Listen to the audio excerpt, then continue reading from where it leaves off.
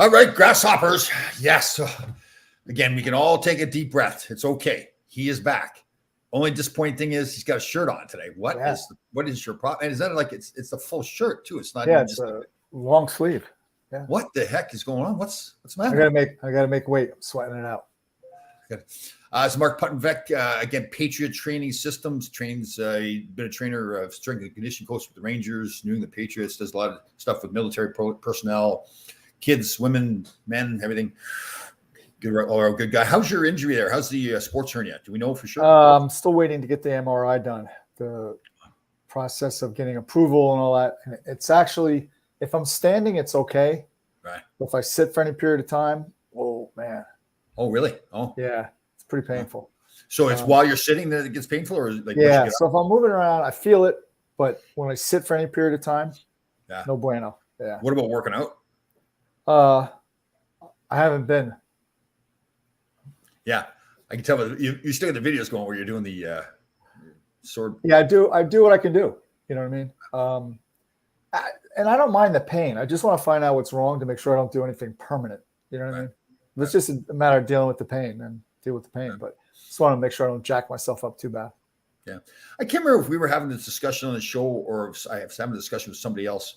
But I believe it was a parent I was talking to wanted to get their son or daughter into some like taekwondo or boxing or something. Mm-hmm. They didn't want to have a risk of concussions, so they didn't want to do the punching and everything. Right. What is it? Taekwondo is good for it's all moves. No, taekwondo is striking. It's striking and kicking. I would suggest if that's their concern to do Brazilian jiu-jitsu or some form of jiu-jitsu. Unfortunately, the reality of that is it's a ground-based martial art. So, even if that particular person was to do what I do, the Filipino martial arts, it's not sparring like I sparred in boxing. You learn technique and you learn, you do work with people, but it's not full on. And so that might be a good way to pick up the striking and the trapping and all those kinds of things. But boxing, you're going to get in the ring, you're going to get punched. Yeah. Was it your birthday yesterday? Correct. Yeah. Happy birthday. Barry Shelley just reminded us. So. Good. I'm going to post this later on too, but I'm going to be out in Suffolk County tomorrow night. They have the celebration. The police force puts on that celebration where it's open. It's kind of like so that people can come and get to know the police officers better. The firefighters have a booth there and the whole bit. I've been at it last couple of years, I believe have been, or I've been there twice already. It's a fun time. It's at the Fireman's, again, I'll post this, but it's Fireman's Memorial Park on Middle County Road in Ridge, New York. So, so what do you got? That's halfway out the island, I think, right? Suffolk County? It's a little bit of a hike. Yeah. But it's but a great event, fun times. I've had a couple of people that I met there, firefighters. So one guy, he actually has, I forget his name right now, but they have jiu-jitsu. Him and his wife do jiu-jitsu as well. And we kept in touch on social media all the time. They're great people, fantastic family people and everything. Yeah. So he does, he's similar to you. I think he does a lot of training of other police officers too. So. Yeah.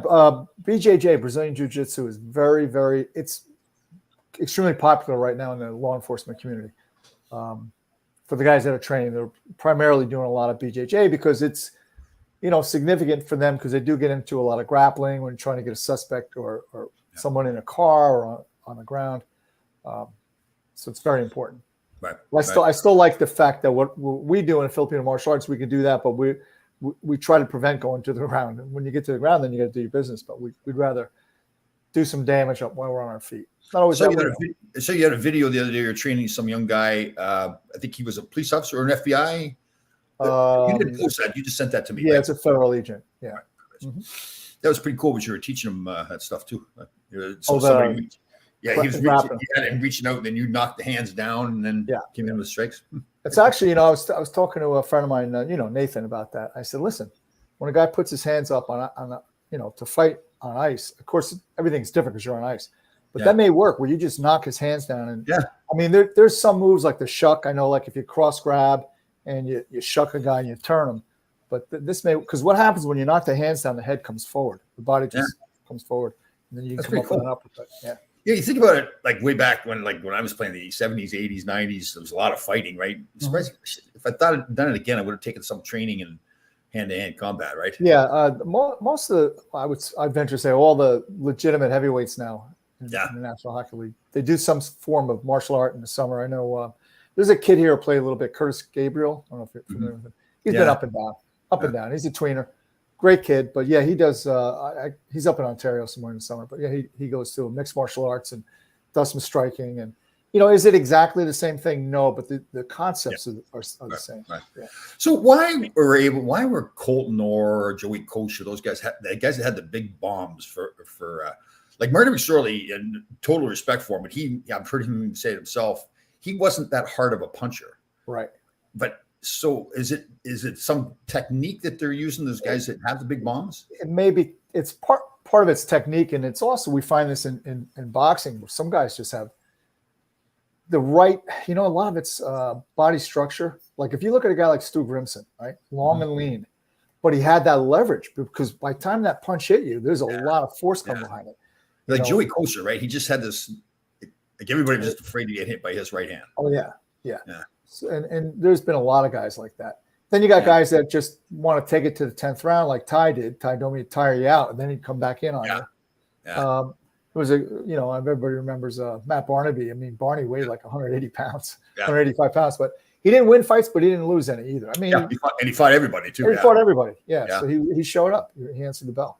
Darren Langdon was a great fighter too, right? Not a very big guy, but a real smart fighter. And he was fighting. So I represented Darren. And he was telling me one time he fought Probert in Detroit and kept back. And I said, "Well, how was that?" He goes, "Well, I was holding on. I was listening to his breath, and he was getting more and more tired." And thinking, really, seriously, I would have been holding on to him. And then Darren he'd let that happen too. He'd get the guy tired, and then he'd start fighting himself. Yeah, he was always a second half guy. Like he'd tie you up and get you tired, then he'd come back. Yeah. But yeah, go ahead. Just Barry Shelley is making a comment here. We just post this for him. Paul Stewart was the toughest guy. Yeah. Paul Stewart became a referee. Yeah. Funny guy too. I've seen him. He was at a ice hockey in Harlem. Had an event. Oh, must have been about 5 years ago. A charity event, golf tournament, and then the auction. And he did the auction. Everything. Pretty funny guy. He's got a good sense of humor. He played. I think played for the Rangers a little bit, didn't he? I know he played back. Quebec. I remember. Yeah, Quebec. Yeah. I think he was with the Rangers too. Yeah. I remember seeing a video of him fighting Terry O'Reilly too. That was good. Oh, geez. Terry was one tough man. Oh, man. Yeah. Wow. Tom, it's interesting though. Like the guys like the Grim Reaper, Stu Grimson. I'm trying to think of some other guys that were long and like Peter Worrell. I mean, what was the guy? 6'7". Dave Brown was the same way. Brownie, yeah. And those guys, if you look at boxing, like everybody remembers Tommy Hearns, Hitman Tommy Hearns from the golden era, I call boxing. He was long and lean, but when he delivered that shot, the leverage coming on it, it's devastating. Yeah, because when you look at like Colton Orr, no disrespect to him, he's not a huge man, right? But man, he can throw some bombs. Yeah. I think there's a lot of factors that go into it. Look, no one likes that job. Everybody hates it. Yeah, but if it's your job, it's your job. And so there's the mental aspect of it because most people don't like to get hit. Oh, I know. Yeah, that's when everybody's tough until they get punched in the face. The scary guy is the guy you hit with your best shot and he smiles back at you like, now what? Yeah, it's coming. See, I was more like I kind of snap, right? So then like I could be getting hit with a punch and I wouldn't even realize I was getting hit with a punch. My problem was that later on, once the fight wore on, I wasn't one of those guys that kept going. That was like a technical guy. I was like, throw as many bombs as I can, as quick as I can, and then usually that's enough for an NHL fight. But you watch some of those fights like Marty McSorley that was in, man, he would just keep going and going. They have a plan. It's their job. They work at it. Yeah. I had a kid that was going to play in the USHL. Got a hold of me somehow. And he said, I don't know how to fight. I said, all right, come on down. So he was coming down from up by you, further up. He played for Mid-Fairfield Blues. And then he went to played prep school somewhere. I forget, Salisbury maybe. But anyway, he was traveling down once a week. And that's all he worked on. And then he was his first year, he got traded to Indianapolis. And he called me up all excited. He said, hey, I had my first fight. I go, how'd you do? He said, great. I did what you told me to do. We worked on it. He goes, but the best part, I fought the guy I got traded for. Oh, is that right? Yeah. So he was pretty excited about it. Yeah. He ended up going to Penn State afterwards. Yeah, that is funny, right? Like a lot of these kids now grow up really never fighting. Right. Unless they maybe played junior hockey up in Canada or something. Yeah. Well, my mother, she's passed away now, God rest her soul, but she hates when she denied this, that she actually said this. I don't know if I told you the story or not, but I was like 6 or 7 years old and we played box lacrosse up in Canada. Take the ice out of the hockey rink and play box toss. After the game, we're out in the lobby, and I've got a soda in my hand, and a little boy comes over and knocks the soda out of my hand. I didn't know what was going on. I must have done something to him during the game, so I didn't react at all. I'd never been in a fight at that point. And so everything just died down. My mother takes me out to the parking lot. It was just her and I get into the car. She gets to our car. She looks around and she says, "If you ever let somebody do that to you, I'm going to kick the S out of you." And she didn't talk like that. So I don't want to paint the wrong picture of my mother. So it was even more of a shock to hear her say that. Sure. Her son was not going to get bullied or picked on. And she, when she passed away, she'd had a long battle with cancer. So we had about 5 years where we knew it was going to take her eventually, which was awful that we lost her, but we still got to go up and tell a lot of stories, and really, it was coming to an end. So, and so I told that story. She goes, "I never said that." She denied. But I can remember everything. I remember the gravel in the parking lot, how sunny it was, the color of our car. Yeah, like it was yesterday, right? It was a life-changing moment. She, the poor woman, because if I ruptured my spleen, I'd call from the emergency room. My shoulder surgery, I'd call from the emergency room. Broke my nose about 12 times. All the stuff that happens, and you're calling your mother up. There's no cell phones. So you're calling her up and say, "Well, right, I'm ready to get." I don't think I realized. That's where I am. Yeah, I don't think I realized how much it affected her until I had kids myself, and I realized, And one of the funniest things, Radek Dvorak, great kid. Yeah, and. In Philly, and I think Roenick challenged him at the end of the game, Right. So we won the game. We're in the locker room, and somebody, I forget who, said, "Devo, you got to fight once in a while." And he looked up and goes, "Oh, I saw a fight once in junior." That was his total experience. That was his fighting experience. Yeah. I saw an NHL game few years ago, and some young guy, he was a foreign player, I think he was Russian or something. A scrum was going on, and he got squared up with one of the tough guys on the other team. So the young kid started pushing the tough guy, and the tough guy's right by the benches, and you can tell some other tough guy on the other team is going, "Don't fight him, don't fight him." And the tough guy's going, "He keeps hitting me." You can tell he was like, so finally he just clocked him. And the two fighters, one on each team, started arguing with each other, and you could tell he was saying, "What did you want me to do?" Like he's pushing me. The kid didn't know. The kid just didn't know what was going to happen, right? He didn't know who the guy was. There's really, when you think about it, Tom, there's no rhyme or reason to. I mean, there is and there isn't. Like, who's tough, who's not tough, who could fight, who can fight. Some guys just are like, I had a kid play junior for me, Chase Vandervoort. He was maybe 165 pounds with nickels in his pockets, right. But his jaw went to his chest. And his hands were the size of like, is that right?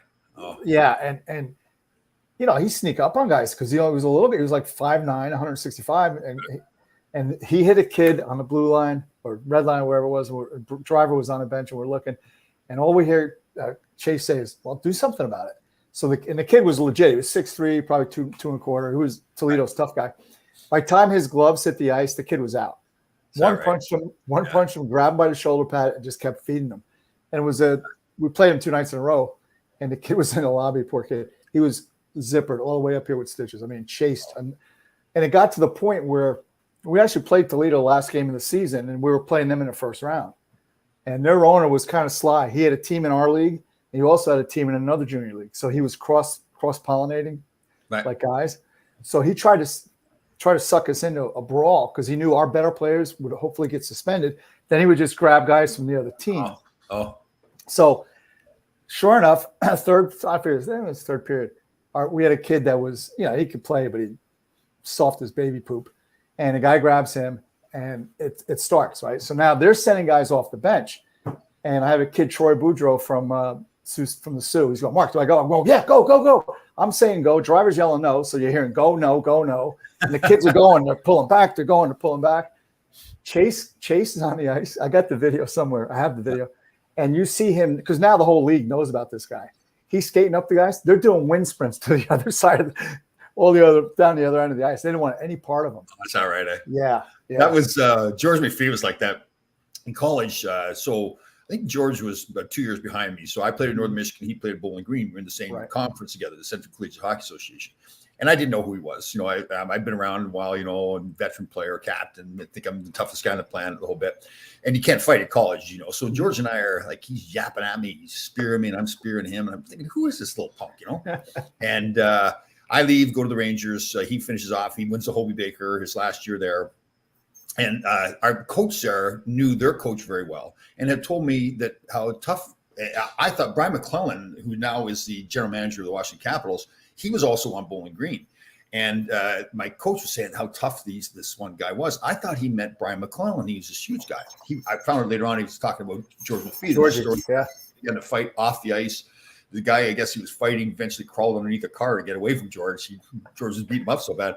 So I don't know this. Again, I don't think so. George now turns pro. He was in the minors, called up to the Rangers, first game he's playing. And again, I've never seen George play pro hockey.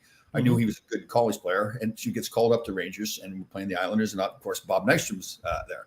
So they square up, and they're going to go at it. So I jump in between the two of them because I think George is going to get killed. I think he's got no idea who he's fighting.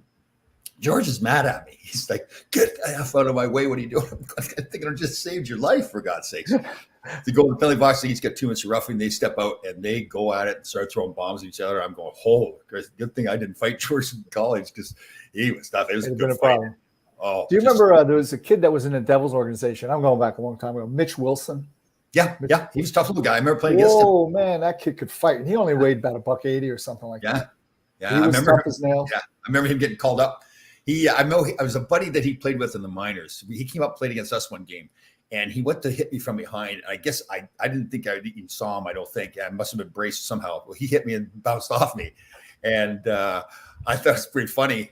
And then I guess the buddy he was playing with, he came back and told me, he said, "I tried to hit Laidlaw. It was like hitting a wall. I bounced off." I was thinking, well, thank God the kid, because I knew he was tough. Yeah, he was a tough little kid. I think he played a little bit for the Penguins. I don't know what happened to him after that, but yeah, I think he did too. Yeah. I sent you the video yesterday, right, with the two on the beach? Yeah. So I've got a very good friend of mine, Jim McNally. He was I think an oil trader back in the day. He's retired now, single guy in his 50s, just loving life and having fun. The stories he tells me. So I don't know how he must have this group of friends where he's constantly sending me videos like this. So I won't be too graphic. The video was of somebody panning their camera across the beach. It's fairly crowded, people in the water and everything. He finally comes to this couple, a black gentleman and a white woman, and they're walking out of the water naked. And so it's and I think it's for real too. It must be for real. And I guess it must have been a nude beach because everybody's just, walking around. Maybe it might have not been around here. It might have been Europe. Yeah, it must be Europe. Yes, they're big on that in Europe. Tall black guy. Yeah, little chunk, not in very good shape, older woman. We were out at the beach one day, and Beth went for a run, and she comes back. She goes, "You got to see this." I'm like, "Come on, man, I'm comfortable." She goes, "You got to see this." And prior to that, maybe a half hour before that, this dude walks by. I'll admit, he was pretty jacked. I don't know if he was natural, but he was pretty jacked, and he's wearing a banana hammock. That's it. Oh, right? Yeah. So now I'm like, okay, so I go to he's down by the shore line, and the beach is fairly crowded, and he's doing some type of movement, which to him, I guess, is martial arts. He's throwing punches and kicks, and he looks pretty silly, right? He's got the beats on. So I go, I got to get this on camera. So I get my phone going. Just as I do, there's like a 10-year-old boy walks up, and the guy is so intent on doing his thing, he doesn't even see the kid next to him making fun of him, like all this kind of stuff. I'll have to send it to you. I got to find it. It's hysterical. Good. Yeah, that is pretty good. That's funny. Nice stuff. The beach. There's always some interesting scenes at the beach, right? Yeah. Well, I'll tell you Sean Avery's story, right? So we're out. Beth's brother has a house. We're out there, and go down to get where you can get ice cream, and they got a men's and ladies room. So I'm sitting there. Beth is in the ladies room, and I look up, and this guy's staring at me like, "What's this guy want?" And I realize it's Sean Avery. Oh. And he's like, "Mark." I go, "Oh God, yeah. Hey man, what's going on?" "Hey, how you doing?" I said, "What are you doing out here?" He says he's designing homes. I'm thinking, what do you know about designing homes? No lie. That night, go home and I'm watching. I turn on the local news, right? Right. And he's on because he got arrested for throwing rocks at cars. So yeah. So wherever he was living, and he happened to be in the same town we were in, he determined that cars were going too fast, and he went to the planning board. So you got to put a speed bump, and they're like, "Sorry, sir, you're crazy. You can leave now, right?" Oh. And I guess he had enough of it. People are going down the street. He's throwing rocks at him, and they arrested him. Yeah, same day. I'm like, I hadn't heard that one. I heard that his mother-in-law had a restraining order against him. And in the paper last week, they're finally getting a divorce. Yeah, I saw that. Yeah, and then he got the other incident in Manhattan where he hit some car with his scooter because no, he's nuts. He's crazy. There's another story I'll have to tell you later, but my son Sean was running a year or two, and he's running, and it's the summer. He has his shirt off. Right. All of a sudden, he hears, "Put a freaking shirt on." He turns around, and it was Sean Avery. Yelling at your son? Yeah, yelling at Sean. And like, Sean can go. Sean can, my Sean. It would have been a good tussle. But Sean's like, "Hey, you know my dad?" He's like, "Oh, I don't know your father." He's like, "Yeah." But yeah, he's sitting on his front of wherever he's living, just yelling at people. I said, and I sense that there's something he needs a little help with. Yeah, no, for sure. Like when he made that comment, and he planned that comment about his ex-girlfriend. Yeah. Enough for. What was her name? She's an actress, because she ended up with Dion Phaneuf. Yeah, Cuthbert was her name, right? Yeah, Alyssa Cuthbert. Yeah, Alyssa Cuthbert. And he right before the game, he's in Calgary, and he says something about sloppy seconds. Like, and you can tell it was planned. Like the trainer was in the back watching. Yeah, because he obviously had told the trainer he was going to say that. And you know what though? I read his book, and like kind of in his defense, he said guys have done much worse to the wives, and they did not get the punishment that I got. Yeah, I won't name names, but there's been some pretty bad stuff happen. That is true. He was just a lightning rod too, right? It was just constantly, getting. Actually, I thought it was kind of funny at first. We'd get down and do push-ups when we scored a goal or something like that. I thought, okay, and so that's that guy. He was a good hockey player. Like that's the thing. Absolutely, yeah. Yeah, I know there's some people working with the Rangers, some media personnel and everything that just they like not almost violence, like going at each other, So. They've been blessed with some beauties with him, and then D'Angelo, and like how is that going to work in Philly? D'Angelo, I've been to some events with him, not that many, and I like we sat there and had a long conversation, but it seemed like a nice young guy, colorful personality. Yeah, just like some of the stuff he was doing. I guess like getting in confrontations on social media with fans. And so I watched a very brief interview with him on Rod Knuckles or some kind of podcast. And I get the sense that he really tried to get inside of everybody's head. Yeah. On the ice. And you know what? Some guys it works. Some guys don't pay attention to it. Some guys are going to beat you up for it. But I just felt like when I watched him play, first of all, fantastic player.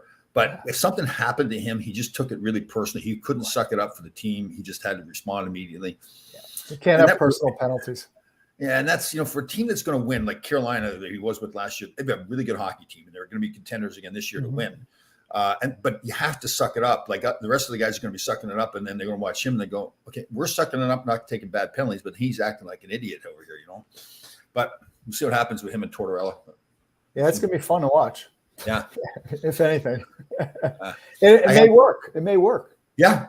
I'm sure that they're going to sit down and have a conversation before, and Tortorella's going to, this Tortorella does probably, say, like, hey, what's going on? How are we going to work together and all that stuff? So, yeah. I have at a fun event, I said this in our show here before with Kevin Allen, they had the National Hockey League Booster Club convention locally here, and I attended that. Susan Brooks, who follows our shows a lot, she got me invited. She's on the Booster Club for the New York Rangers. It's quite an event. It was pretty good. Larry Brooks, that writes for the New York Post, right, was there. Molly Walker, that also writes for the Post, she was there. Very nice young girl. Well, she does that thing with Ron, right? With Doogie.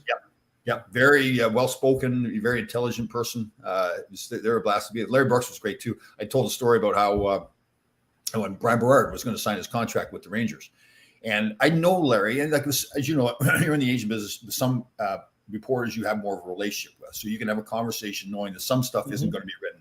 Yeah. I didn't have that relationship with Larry. We knew each other, and Larry's got the reputation that he says what's written. He speaks his mind. That's Larry Brooks, and he's like that with everybody.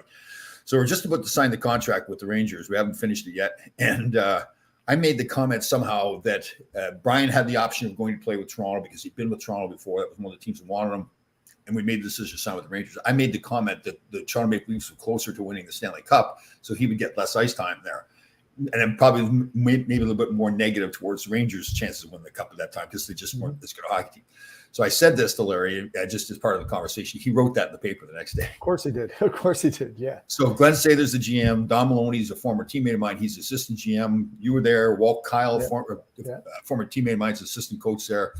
So now I call up Maloney in the morning, and I don't think he'd seen the article yet. And he was kind of chuckling about it. He says, "Oh, good job, Tom. Now you're going to talk to Glenn." And you know Glenn, like Oh, Glenn's yeah. he's a great guy, Glenn is. Yeah. But when especially when he's in the role of general manager or coach or whatever, he loves to act like the tough guy too. And he is a tough man, but I mean, he really. So I called him up.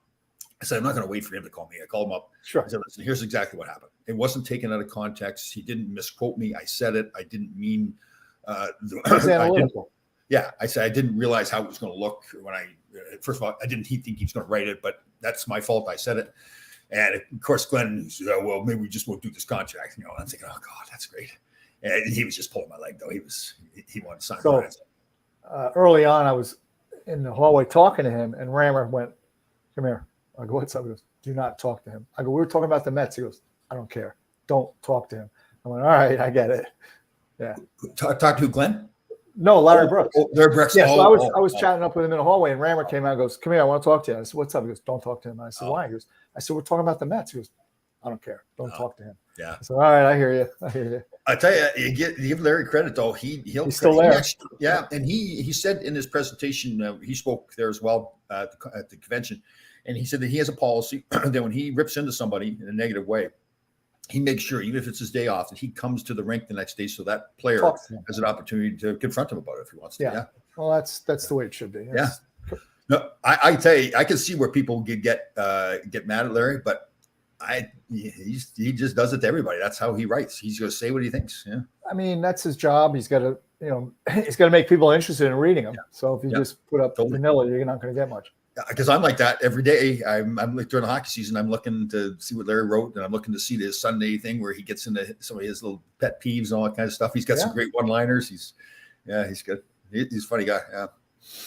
Yeah. Molly's really impressive too. A beautiful young woman, but I mean, really intelligent. Like you can tell she's really into her job and like trying to build a career, and she's very impressive. Good stuff. Yeah, it was fun too. This convention, so it's all the people that are the booster clubs for all the NHL teams. So, what is a booster club for an NHL team exactly? What is that? Well, you can call it like a fan club, So it's basically so they travel road games and stuff like that. Okay, all come together. So they had, I think, representatives from all the teams were at this convention, and they move around next year. It's in Columbus. Oh, cool. They've had it for like 50 years, they're saying. Really? Yeah. I didn't realize that either. But the really diehard fans, I was up telling stories and stuff, and you can tell like they were really, there's an NHL player telling stories, and they were really into it. So it was good stuff. They did some good stuff. Yeah. Yes. What'd you do all weekend? Oh, hold on. Back up a second. I saw a picture of your lovely Beth, and you were in a suit. Well, that's from a while ago. We were at a wedding. Oh. I just put it up to show you that I do wear. Not only did I have a shirt on, I also had a tie on. You look very handsome too. Beth looked beautiful. That was a great picture. I like that one. Yeah, she's a good woman. Yes, she is. So Saturday I worked half a day, and then I just sat outside by the pool. Then yesterday morning I got up. So I think I told you last week my one of my new half sisters that I discovered. She asked me if I could train her husband's nephew, niece's son. And I said at first I was like, whatever.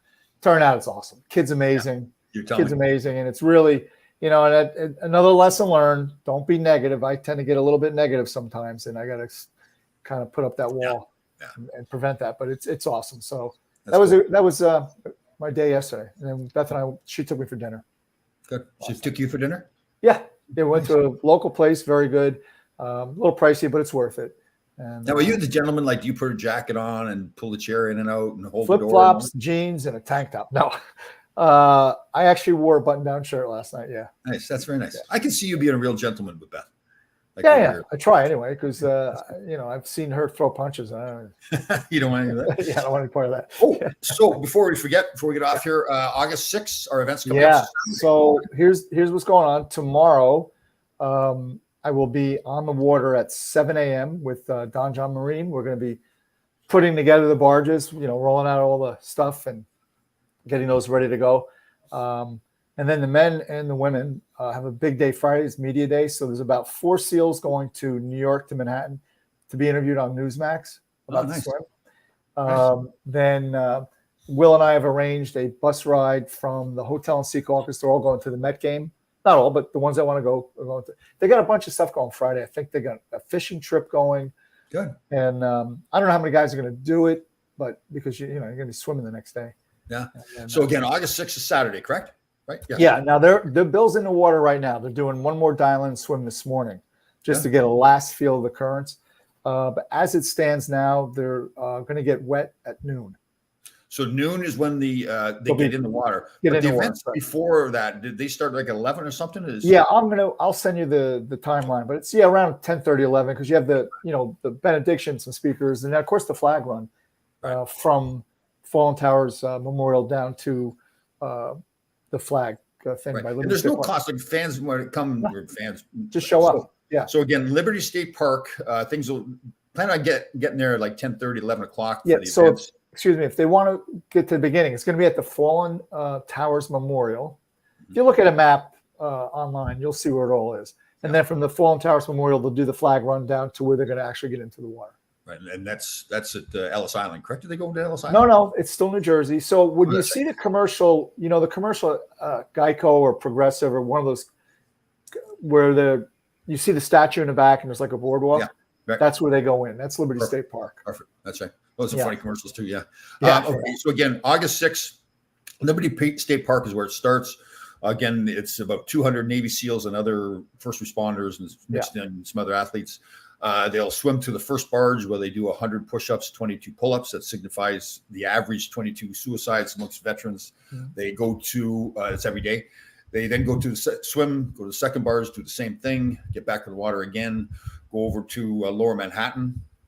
And it's a fantastic ceremony at Liberty State Park. It's also a very fantastic ceremony they have over, not as much, right, over at Lower Manhattan, but it's quite a scene, though. I'm telling you, it's an excellent scene. You see these Navy SEALs all jacked up with the tight little shorts on, flag on a pole over the shoulder, bagpipes as they're marching through the streets. It's just an incredible sight to watch. They then do another 100 push-ups and 22 pull-ups over 22 pull-ups. And so this year, Bill told me that there's going to be guys, SEALs swimming with a flag.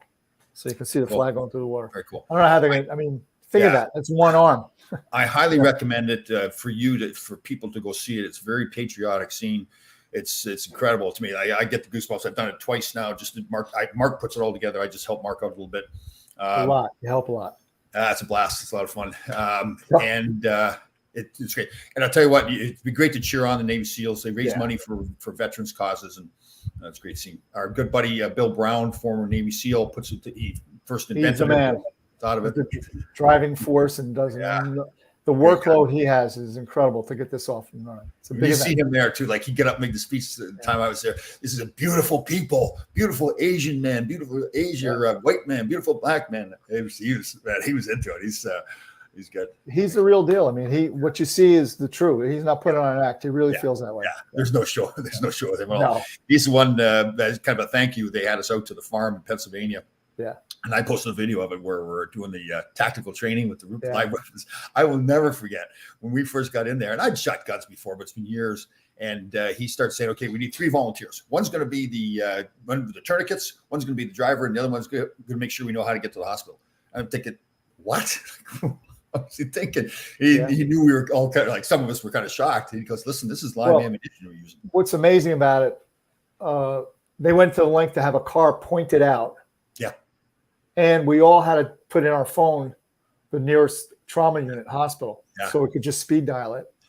And by the time we got to the point where we were actually shooting the weapons, I felt pretty comfortable that, really knew. I realized I'd learned a lot from him doing it. And I tell you, the team thing that he kind of built, where the guy I was partnered up with, I'd never met him before. And we were simulating that we were saving each other's lives. Like he would move, I would shoot to the target where that one's in. I would move and he'd be shooting for me. But we did it a couple of times, and him and I were like brothers all of a sudden. It was so cool that here we are doing this training together. So that's a fun time. But again, the attention to detail and safety first that Bill put into it, and everybody involved. It just goes to show you, I won't go into details, but I got a phone call a couple of years ago from a SEAL, and he was looking for somebody to fly down to do some security work. Halfway through the conversation, I realized he thinks he's on a phone with someone else. I said, Lou, this is Mark. And in any event, I called Bill about it. I said, hey, maybe, he's trying to get a hold of you. Here's the job. Bill's initial reaction was, I need more intel. So in other words, they don't move until they know everything, which is great. I mean, that's the way they work. You know the saying that stuck with me since the shooting? Tap, rack, bang. Yep. So if your gun jams, and he went over this and over it because it makes sense, right? You're in the middle of a battle and your gun, those guns jam. So you tap it to get the bullet that's jammed. You forgot one thing. What's the first move you made? First move. Gun yeah, up. Yeah, muzzle up. That's right. So your gun's always pointing up. And that's a good point. He said, don't go lazy with this. Don't point the gun thinking it's empty. You don't want to flag anybody. Keep your gun up all the time. Tap, rack, bang. Yeah. Bang it, get the bullet out, rack it again, and bang. Go back to work. Oh, that's funny stuff. It's cool. So again, August 6th, I would get there around 10:30, 11 o'clock. They'll go in the water at 12. They get to Lower Manhattan. What does it take? A couple hours by the time is it an hour? Well, yeah, because if it's a straight swim, they can do it in pretty fast. But we're the first barge is at Statue of Liberty, so there's some time consumed there. Next barge is at Ellis Island. There's more time consumed there. But I think it's 2.5 to 3 hours in total. So if anybody, they'll get to Lower Manhattan like by 2 o'clock probably. Probably closer to 2:33. But here's the thing: if anybody wants further information, go to GIGoFund, one word, GIGoFund.org. They'll give you a timeline and I'm sure maps and information on the event. Yeah. And does Fox 5, do they cover a little bit of it too? I don't know this year I know Fox, Fox Cable News covered the first couple of years.